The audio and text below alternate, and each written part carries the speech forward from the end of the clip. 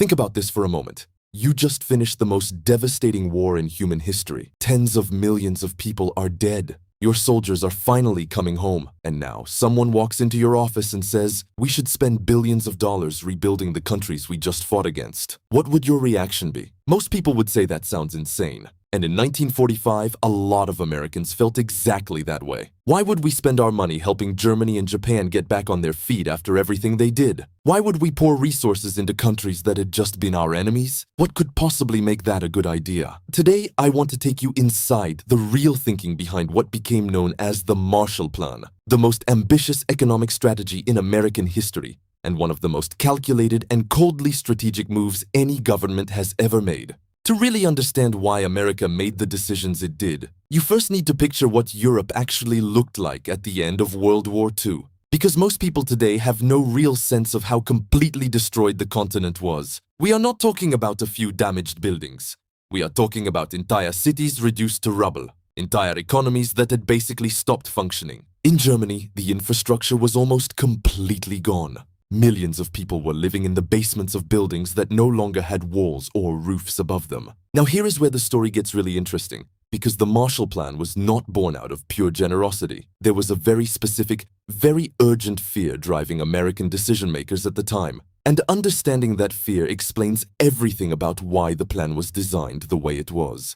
The Soviet Union had just come out of World War II as the other great military power in the world. And the Soviets were already making moves across Eastern Europe, installing communist governments in country after country, and American leaders were watching this happen with deep alarm. The thinking in Washington was this: desperate, hungry, economically destroyed people are vulnerable people. When people have nothing and no hope, they become willing to try radical political ideas. And in 1945 and 1946, communist parties in France and Italy were gaining massive support in elections because ordinary people were suffering and communist promises of economic equality and stability sounded appealing. If those countries went communist, the entire Western Europe could fall like dominoes into the Soviet sphere of influence. On June 5, 1947, Secretary of State George Marshall stood up at Harvard University and gave a commencement speech that would change the world. In that speech, he laid out the case for a massive American economic aid program for Europe. He was careful about how he framed it. He said the program was not directed against any country or any doctrine,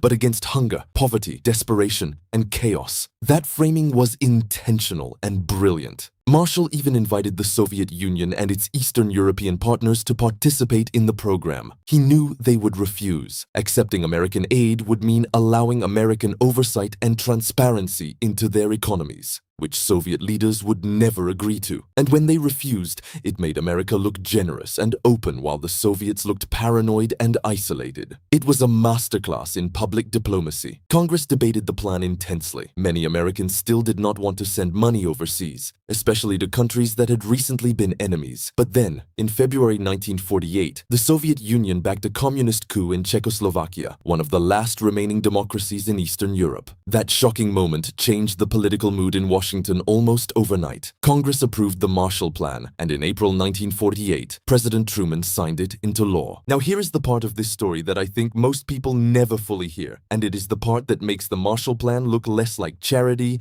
and more like one of the smartest long-term investments any country has ever made. America had a very specific economic problem in 1945 that most people are not aware of. During World War II, American factories had been running at full capacity, producing more goods than at any point in American history. Now, the war was over. But those factories still existed. Those workers still needed jobs, and American businesses needed somewhere to sell all of the goods they were producing. If the rest of the world was too poor and too destroyed to buy American products, the American economic boom could collapse just as fast as it had risen. The Marshall Plan solved this problem in a very direct way. A significant portion of the aid money that went to Europe came back to America almost immediately because European countries used it to buy American food, American machinery, American coal, and American industrial goods. We gave them dollars, and they spent those dollars on us. America was simultaneously being generous, rebuilding strategic allies, containing Soviet influence, and stimulating our own economy, all with the same program. That is not charity. That is strategy at its finest. If you want to see the Marshall Plan strategy made visible in the clearest possible way, look at what happened to West Germany. This was a country that had been completely destroyed. Its cities were rubble. Its economy was in ruins. The German currency, the Reichsmark, was so worthless that people were using cigarettes as a substitute form of money,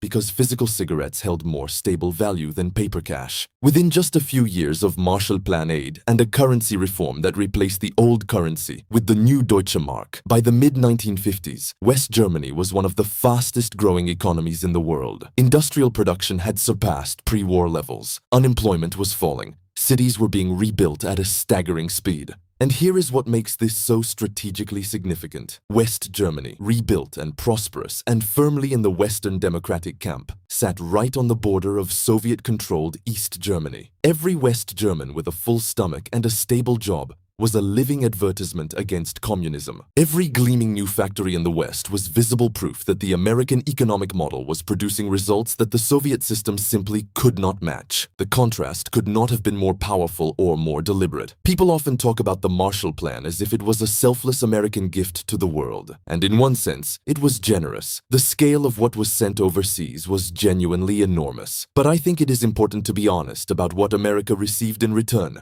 because the returns were substantial and they shaped the entire second half of the 20th century. First, America got allies. Countries that received Marshall Plan aid became deeply integrated into an American-led political and economic system. They joined NATO. They supported American foreign policy positions. They opened their markets to American goods and American investment. The network of relationships built through the Marshall Plan formed the foundation of American global influence for decades to come. Second, America got the dollar as the center of the global economy. As rebuilt European economies started growing and trading again, they did so using the American dollar as the primary reserve currency, which we established at Bretton Woods in 1944. Every country holding dollars, every country pricing oil or trade in dollars, was in a small but real way strengthening American economic power every single day. So let me pull this all together for you. The Marshall Plan was one of the most layered and strategically calculated programs any government has ever executed. On the surface, it looked like generosity, America helping broken countries get back on their feet after a terrible war. And there was real generosity in it. Real lives were saved. Real suffering was reduced. That part is true. The lesson I take from this is one that applies far beyond history. The most powerful moves are often the ones that serve your own interests and look generous at the same time. When you can align what is good for you with what is good for others, that is when strategy becomes truly unstoppable.